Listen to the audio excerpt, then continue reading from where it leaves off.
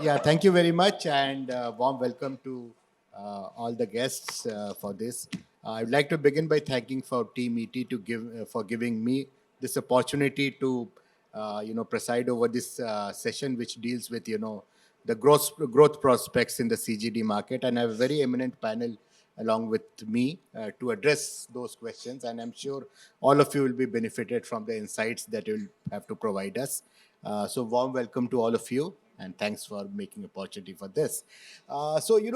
Basically, traditionally our gas business was dominated by power and fertilizers, but now gradually we are seeing that other segments are going to become more and more prominent, and particularly is going to acquire a little bit of a B2C kind of a characteristic as well, with retail customers. I mean, gas playing a much larger role in the uh, life of an average citizen, both by way of an automotive fuel as well as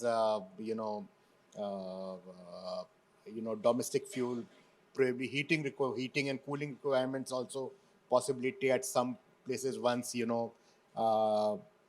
service providers are in place for those kind of solutions.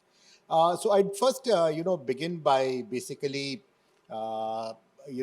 picking the brains of all my fellow panelists as to what are going to be the emerging growth potential for CGD. How do they see the CGD business growing, especially given the fact that in the last couple of years there have been challenges in terms of pricing, because we know that India is still a very price sensitive market. So how are the market growth been impacted by prices, and what can be done to mitigate those? Maybe I could begin with you, sir, if you can send your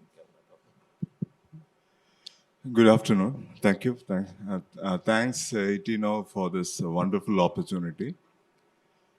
CGD definitely that's the growth engine for gas. That's there. Today or last year, if you look at CGD contributes almost 20% of the gas consumption in the country, which is next to fertilizer now, and it is projected that it will be around 40 percentage plus by 2030. That's a kind of growth which is happening. See, technically, CGD, why it is growing is basically many good factors have come together. Like a trunk line is extending all over the country. One nation, one grid. It's going to get interconnected. Plus, almost the entire country, 98%, with the 12th round, almost 100% of the population will get covered by a CGD, which is supposed to give facilities to them. A lot of investment is happening. So that is a given that the facility which is required to reach gas to the customer doorstep is going to happen.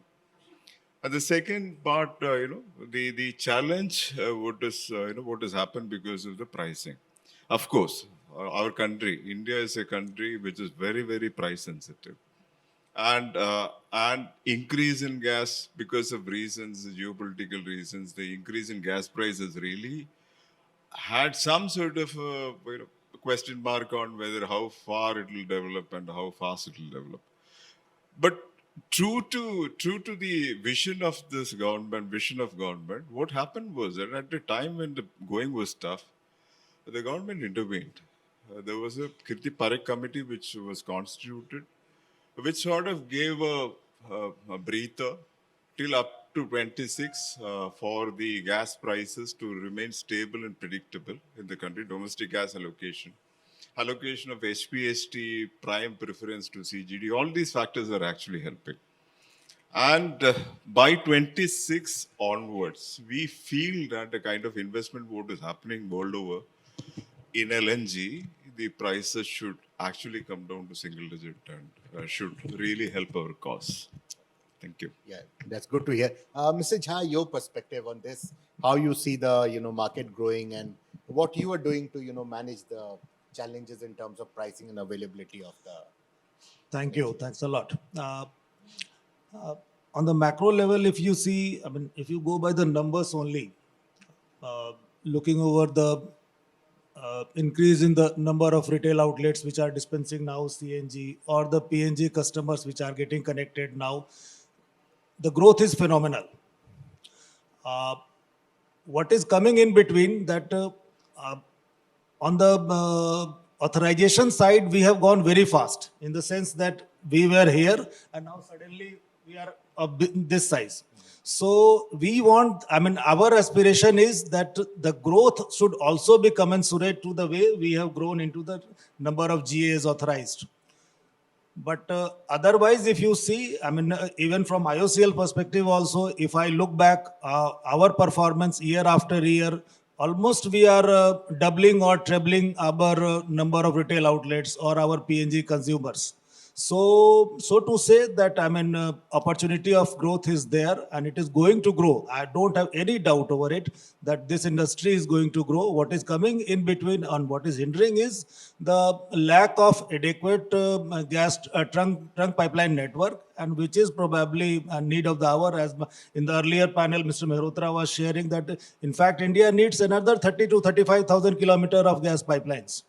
Because I mean, like in our case, we have 26 geographical areas, and in most of them there is no gas pipeline. So we are required to bring gas from a far off distance.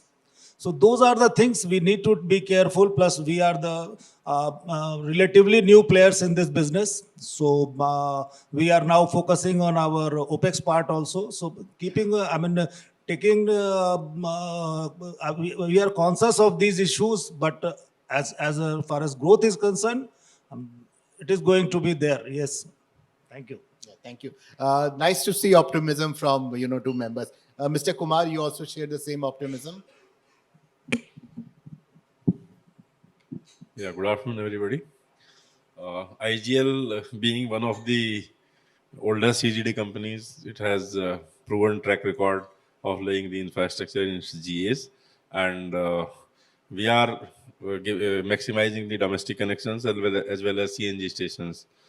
And a vast infrastructure has been laid over 11 GAs, covering almost 30 districts in UP, Delhi, Haryana.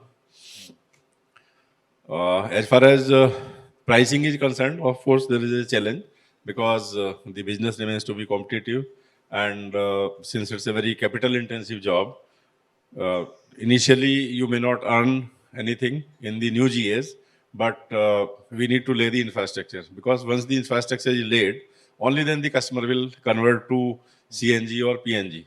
So I'll talk about CNG separately and PNG separately.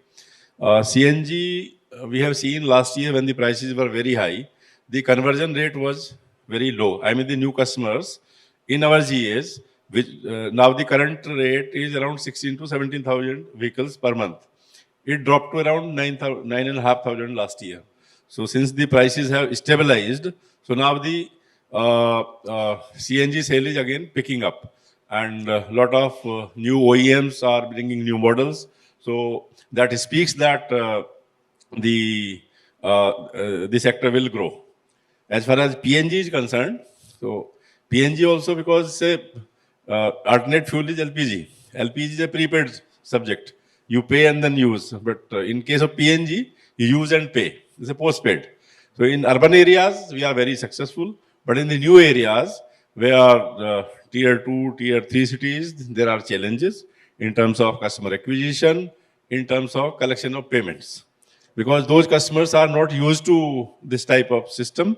But of course, growth chances are there, and we are expanding at a very faster rate. I am very hopeful, very positive that the outlook for the sector is extremely good. Just one small question before I come to Mr. Mathur. Are prepaid gas meters feasible? Are they feasible, technologically feasible, to address this kind of a challenge that you're talking You're about? asking me? Any on one of Yeah, you? Yeah. prepaid meters have some certain challenges. We have installed prepaid meters in some of the areas, but they also have some challenges. They are not working as fine as they should work. But the prepaid meter, once the technology is established, I think that is the best solution. Otherwise, in tier 2, tier 3 cities, it's very difficult to collect the payment. Mr. Mathur, First of all, I would like to thank the organizers for giving me an opportunity to share my views. A very good afternoon to all of you and to the esteemed panel members and the delegates here. Let me start off by saying that let's go back to the year 1995. There was nothing called CGD business in India. There were a couple of local distribution networks that were existing. I've been in this industry for 40 years now, so I can vouch for it. And lo and behold, because of environmental issues, because of the awareness to have a cleaner environment, etc., and thanks to the Supreme Court, we kick-started the projects in Delhi and Mumbai. And you have the IGL and the MGL and the Gujarat Gas models before you, how they have progressed over the last 25 years. Not only them, there are now 40 or 45 odd institutions who are working in this sector. That itself tells you a story as to how rapidly this sector is growing. My take is it's growing at a compounded annual rate of about 6 to 7%. And if there is anything that can take the gas business to that 15% share magic number that we are all talking about, is the city gas sector.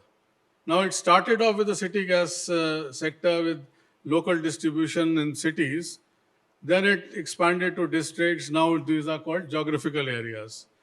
So with the, thanks to the regulator and the push by the government, now we have some 300 geographical areas, or we are almost covering the entire nation with at least the authorizations and the identification of the entities who are supposed to be setting up those networks. Imagine once those networks are in place, you have the volumes coming in from either domestic sources or imported sources. And my take is there is enough gas available within India and across the world. So this price sensitiveness and all that we're talking about, demand and supply will find a match for the price that people are willing to pay. If there is something called convenience, if there is something which has been proven elsewhere in the world and people are accepting it, I'm sure in India also, whether it's rural area or urban area or semi-urban, people will gradually accept it and even accept those higher prices, so-called higher prices that we are talking about. Of course, there's a lot to be done in terms of other aspects that where government or regulatory intervention may be required going forward. But 10 years down the line, we can be sitting here and you can see this is going to be the largest chunk of gas use in the country. Okay. I'll stop here. Yeah, thanks. So, my follow-up question to you, Mr. Mathur, is, all of you have talked about the fact that, new geographical areas. In fact, one of the things is that we always see gas as something associated with big cities. I mean, whether it's CNG or PNG. So, how soon do you see? I mean, one, of course, is that, the gas trunk pipelines have to be available. But what else needs to be done to expedite, converting, smaller towns? So it's just a matter of capex and time, or something else needs to be done to expand the coverage throughout the country? So the first good news was that all those 300 areas covering almost 98% of our geography, somebody or the other has said or vouched for saying that I am going to implement the project there. Those guys have to come up and put their act together. And whatever time frame or whatever commitments they have given, to the extent possible, with a caveat, I'll say they have also issues, but if they are willing to actually walk the mile and implement those projects, we will have at least the access to the market. Today, the consumer doesn't have a choice of whether to go in for a PNG or a CNG because that accessibility is not there. Tomorrow, when that accessibility is there, the option whether to use that or LPG or use MS or whatever else will be with the consumer. Then comes the issue of some other aspects like rationalization of taxes or incentivization or some other, things which may make it more attractive. For example, today we are getting that APM gas for PNG and CNG. I guess going forward, that regime, if it continues, and there is a differential of 20-30% in CNG price vis-a-vis the alternate fuel, people will lap it up. And it's not as if only EVs are going to be there 10 years down the line. We will still have enough share for these clean fuels that we are talking about today. So essentially what you're saying is you build and they will come. So basically the network has to be taken to the consumer, and given the value proposition, people are going to come. So Mr. Anil Kumar, you also share this optimism. Yeah, definitely. See, as a company, Bharat Petroleum, see, we have best of two worlds. So we have through our JVs the big cities like Delhi and and Pune's, and as a company we have 25 GAs which are predominantly in the rural districts and all that. What we find is that typically that the places where gas has come early, like Maharashtra, like in and around Delhi. So these are places where awareness is high, where ecosystems have developed. So we find that even in the new GS, the investment gives faster returns. Whereas when you go to a place, probably a place, where it has not really come early, like Karnataka, where it has not really propagated, even the larger cities are, finding that traction is taking longer time. But the fact of the matter is, the PNG or the piped natural gas is sold on convenience. It's not sold on price. Actually, the difficulty of getting your cylinder, and a lot of you would have faced this hard time that you forgot to order your cylinder, then you have a crisis at home. So the convenience is a major factor which will come into, and the price sensitivity versus convenience. Convenience is going to take over with the premierization of this country. And look at what is happening in CNG. Two-wheeler, the last of the bastion, where the electric vehicles are at the forefront. Some of the manufacturers announced that we want to come out with the CNG model. So it speaks, I agree with what Rajeev said. India is a country where energy deficit is high. Per capita consumption has to multiply. If that happens, all forms of energy will grow. Maybe the growth rates can come down. Mr. Jha, my question, I have one question for you. This, relates to the expansion. Obviously, to expand the network and bring it to the doorstep, a lot of cooperation will be required from the state governments, from the local governments, panchayats, municipalities, everyone. We hear of a lot of, difficulty in getting ROWs in various states and all. So wanted to have your perspective on how you see, the actual challenges of implementing networks, particularly in the newer geography, as it says that, places which are already familiar with it, maybe you find less challenges.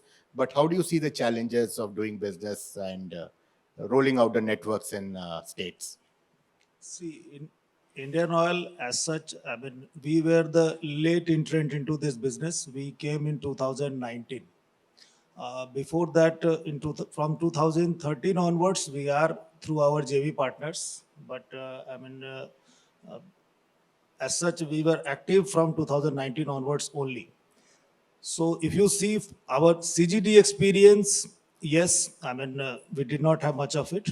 But our strength was that we are in pipeline business from 60s. And we are the lead operator of pipelines in India. Every year, about 3,000 to 4,000 kilometer pipeline we are commissioning. So to that extent, we do have the experience of laying pipelines in all kind of terrains with all kind of difficulties. In CGD, we are predominantly there in Bihar and Tamil Nadu, where we have our most of the GS. And thereafter, we have some GS in Telangana and Andhra Pradesh, and followed by other states. So our presence is there across India, pan-India presence we have. What we are observing that unlike in oil pipelines or gas pipelines, where we have a gadget notification, acquisition of right of use, there is a provision and you are mandated by law to acquire right of use. Here in CGD business, you are not given any right of use. you are required to lay the pipeline along the highways, along the state highways, roads, cart roads, etc. So that means you are required to get in touch with multiple authorities. It could be national highway, it could be state highways, forest, irrigation, canals, all such things. Now, and because of absence of any uniform policy, and most of these things are the state subject, and each state, depending on their financial health, they work on that what is the quantum they are going to charge to the CGD operators for laying pipeline.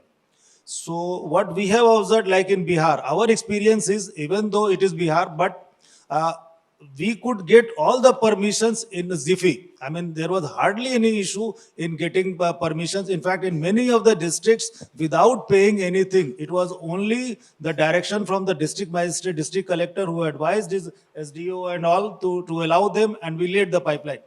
But I mean, there are other places also where we are fighting. So we have a mixed experience, but in most of the cases, we are getting. In fact, if you see some of the things were a surprise to us, in the sense that Bihar was the only state which immediately declared most of the districts as diesel free. And they are from October onwards, now only CNG driven these three wheelers are now operating. So this is big game changer, not only for them, but also for us. And now it is incumbent upon us for making the necessary arrangements so that CNG is made available to those districts. So similarly, in other states also, like Telangana and Andhra Pradesh, there is a nodal officer appointed who is calling our people. In fact, all CGD entities on a monthly basis takes feedback and what necessary. They have developed their own this CGD policy, and wherever we go, most of the states ask for a sample copy of a CGD policy of a particular state, and which will be, suitably modified, and accordingly they will draft their own. So to that extent, every state, nowadays, what to talk of only state, even local representatives, member of parliaments, member of MLAs, up to Mukhia level even, they are very, very much, they want these facilities to come, and everybody aspires to have a piped connection in their home. So, our experience is really good. Mr. Thank Kumar, you also share that. I mean, if you can share your experience. Basically the modalities are varying from state to state. There should be some, unified CGD policy, at least for the state where things are clear. If you go from one district to another district, people are not clear. Some district magistrate will tell something, another will tell something. And if you approach the municipality, they are also not clear what is to be charged and how much to be charged. So basically, the lead charges, RR charges, and various other charges vary differently. Somebody will ask for something, somebody will something. So there is there is no clarity amongst the people. So what state should do, at least for their state, they should make a very clear CGD policy, what would be the charges, and there should be a single window system for clearances. Like otherwise you are going to approach forest, then you are going to approach national highway, then the municipality. So multiple agencies need to be approached. This is quite cumbersome, quite time taking, and quite frustrating also at times, because I have seen that the stations are ready for a year and you are not getting permissions. So that's a painful area. And secondly, the land allotment. See, CGD should be, basically it's a utility industry. It's a need of the public. If a city is having a master plan, it has certain fuel stations requirement. But this should be granted at a concessional rate, as it was done in Delhi. But what is happening in the states, they are auctioning the sites, which is at a very high rate. And some of the fuel stations, they, after running at their highest capacity in sales, they are into losses. I'm talking about the Noida particularly, where lease charges are several crores a year for a particular plot of land. So states are not, some states are not, very friendly that way. And that's why the number of stations are also less, and you will find that long queues are there because public want CNG, but the facilities are less because of economics. So the public, they face a lot of trouble. So now I come to the question which typically, generates a lot of excitement, about the future of mobility. Is it going to be gas, electric, or a mix of both? And in case, electric is going to be a major, component of the total pie, how are the gas players, looking at, being a part of both market or capitalizing on both opportunities? So I could begin with you, Mr. Anil Kumar. What is your perspective on this? See, actually, like I was telling earlier, no, see, the energy requirement for us to develop is very high. See, if you take your per capita consumption, see, we are somewhere around 28 kilojoules per capita. If you have to have a developed country status, it has to multiply by 4, almost 100. This is a World Health Organization study. So energy is really going to treble or multiply 4 times. So we find that there will be scope for all forms of energy, including natural gas, in the foreseeable future, at least up to 2040. See, as a company, based on this, as a company, BPCL, we are also, dovetailing ourselves to look at as a company which provides energy to mobility, whatever form it does. So, vision is that we need to be associated with providing energy for the motorist, and at the same time, CGD, we have the added benefit of addressing the requirements of the customer at home, the dabawala or the bakery person or the industry which is there in your CGD. So it's a wholesome sort of a B2B, B2C sort of a thing. And we perceive, once it is connected, once people have convenience, that convenience can remain for a longer time. So definitely growth is going to be there. Mr. Jha? See, we are very clear that all forms of energy are there, going to coexist in today's scenario. If somebody is thinking that this entire LPG will be converted to PNG, or entire diesel or MS sale will get converted to CNG, then forget it. That is not going to happen. Everybody has to coexist. Sometimes I get to hear that, from our team only, that we have priced our PNG, which is higher than LPG. So how do we expect them to convert? See, when LPG was introduced in early 70s, it was that time also it was expensive than biomass or coal, which was being used in Indian kitchen. But still people opted for LPG. So it is not the pricing which is the catch. The catch is the convenience. And today Indian consumers are ready to pay, provided it is, it is optimally priced, as well as it is giving convenience to masses. And I think easy availability. I mean, it should be Ease of available on availability. tap. Yes. So, with all this, there will be conversions. PNG will have its, good market share. So will be the case with CNG. But we can't rule out other players also, like EV or hydrogen, or maybe conventional fuels also. Thank you. Mr. Kumar, maybe since others have already spoken, I want to know how you can be part of the EV space. I mean, as a gas company. Basically, we are an energy company. Right. And we believe whatever form of energy is being sold, we will be selling that.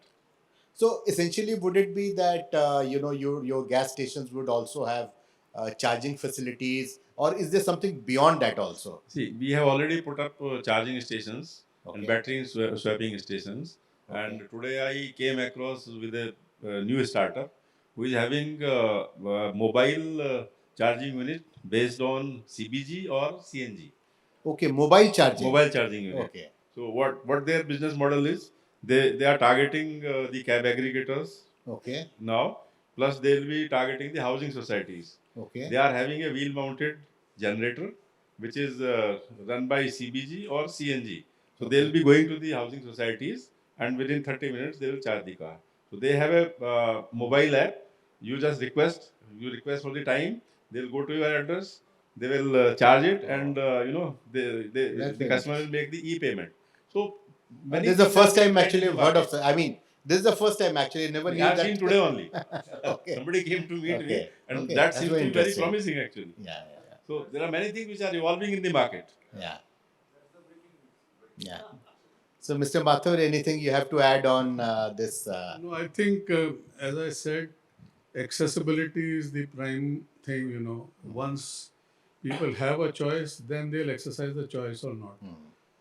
And if in case infrastructure takes a longer time to be built, which it does for various reasons in our country, I think there have to be different modes of approaching the customer. One is, I've been advocating it for a long time.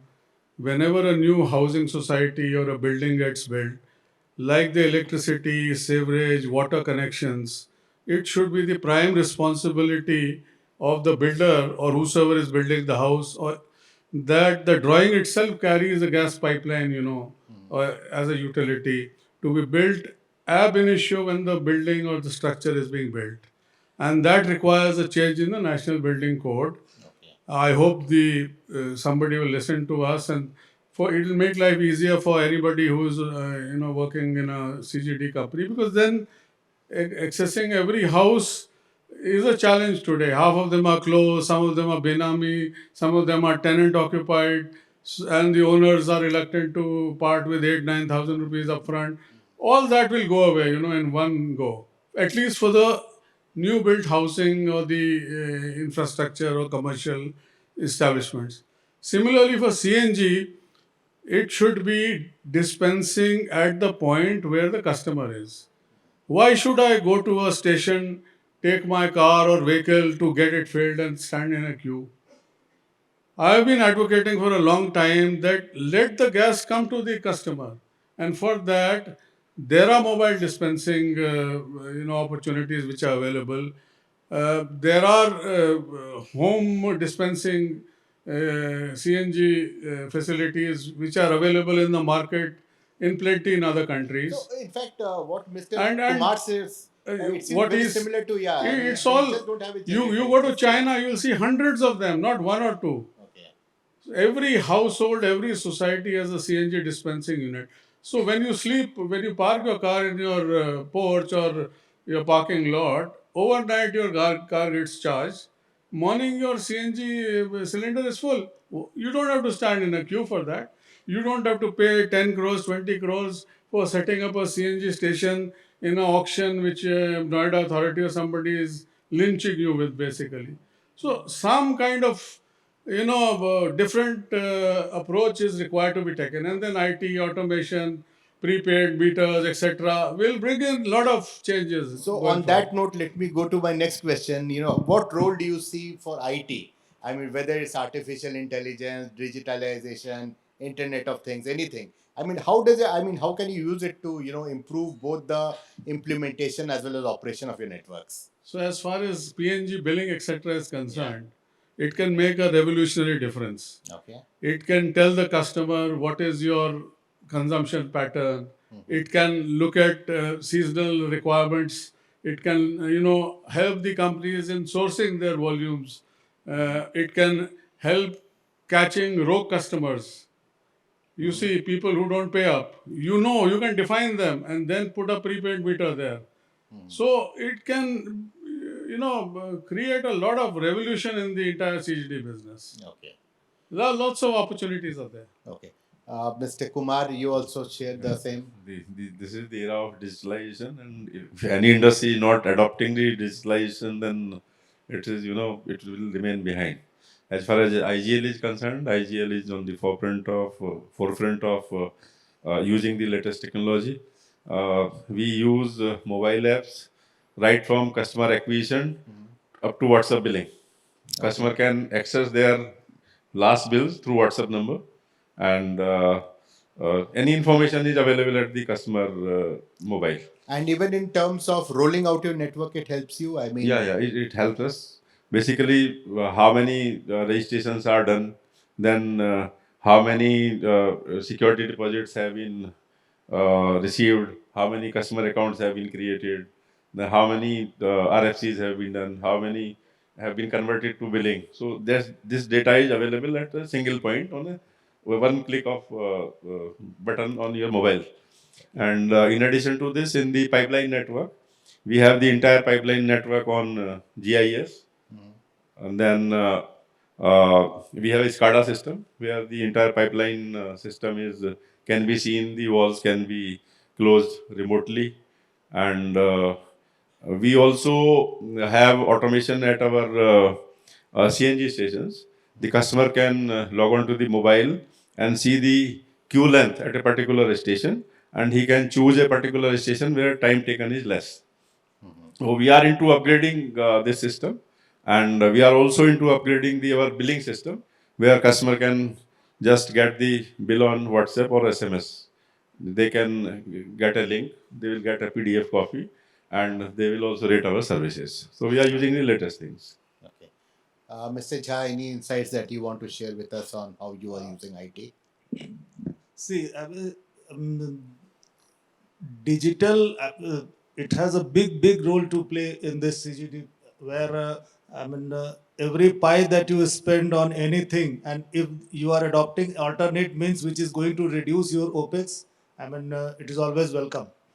Uh, Apart from the things that it facilitates, which have been mentioned by earlier speakers, one more thing which we are looking at is our complaint management system. Because the more number of customers get attached to you, you are expected to have lot many complaints also. So which can vary from of different types. So for attending to those complaints and responding to the queries or anything like that from customer end, it can be easily attended, easily addressed through digital. Yeah. Another thing, just one thing I wanted to share, that what we were observing is that as far as customer acquisition is concerned, our team used to interact with, suppose there is a potential PNG customer, he will go, then he will ask, then he will express his desire to get a connection, his forms will be filled up, then it will come, then technical feasibility for another team will go, establish the technical feasibility, then third team will go and they will verify their credentials through their Aadhaar card or PAN card, all such things. Then fourth team will go to make the connection, fifth team will go to make the kitchen live. So this whole process used to take at least a month, if not or maybe 3 weeks. So, and this was pointed out by one very senior member of parliament. Once he was reviewing, then he suggested that why don't you merge everything into one? You are as it is, you are catering to your LPG, all the customers who are switching to PNG, they are in an existing LPG customer, and you already have a database of their Aadhaar card or PAN card. You can directly switch from there, that customer name is there, you can directly pick up the data, transfer it to your PNG database, and whatever you require through that, those credentials, that is already established. So such kind of interventions, yes, there are ways and means, and AI and digital interventions are will go a long way in resolving many of the issues. Yeah.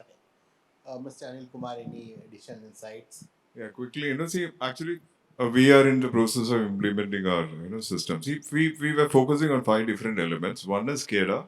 SCADA is end to end. You have the retail outlet to the receiving stations, everything connected. So centrally, all GS, you have the decision points as well as the safety metrics coming on and can be attended centrally.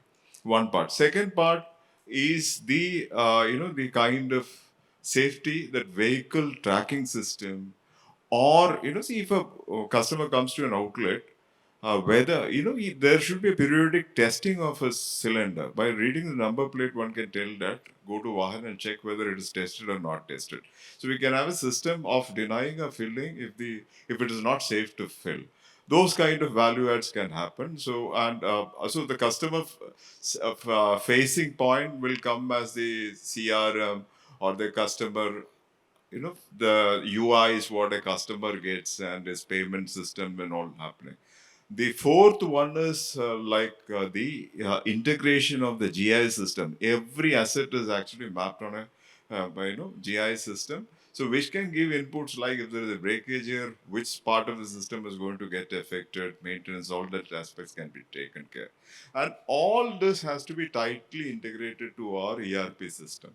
So it's a 5-pronged system, customer facing one side, what we call digital, automation, SCADA, what we have, the central ERP system, as well as the GIS system which supports you, your facilities. These, tightly integrating all this into one piece is what we are looking at for our automation and digital journey.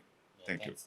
So, I think we are almost running out of time. So, I just need about 1 minute quick, takeaway from this, your option. So, I begin with Mr. Kumar and then go all the way. And then maybe we'll then open the Yeah. question to the floor. Yeah.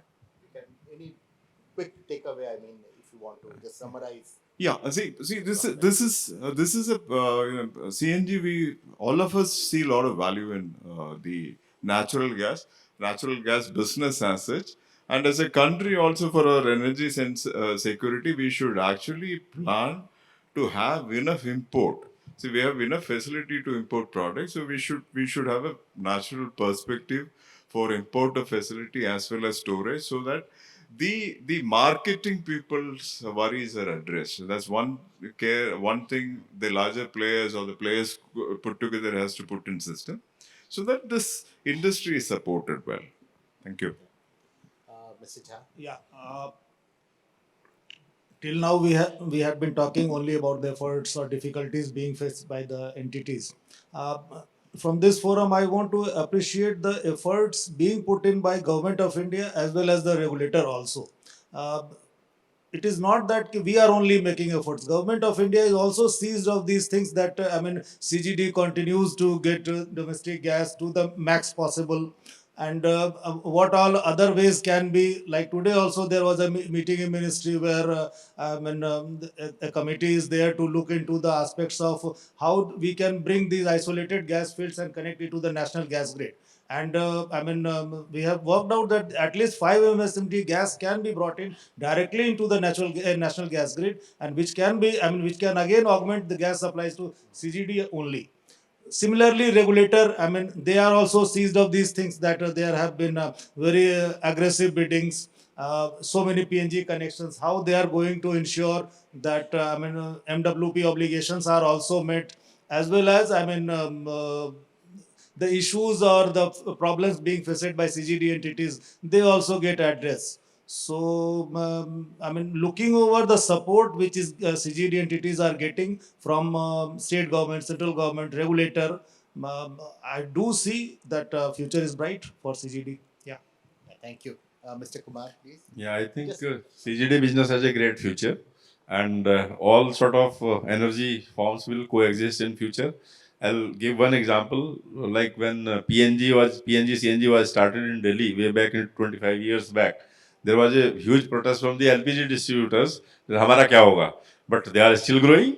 LPG business is also growing, PNG business is also growing, CNG business is also growing, and all the petrol pumps are working. You're right. I mean, LPG almost has doubled over the last 10 Yeah, years. yeah. Volume. So- Nothing has happened. So let us hope that we will do our best. The only thing is that we should be customer centric, and we should work towards the customer's convenience only, because customer is the I king. think I tend to agree with what he's saying.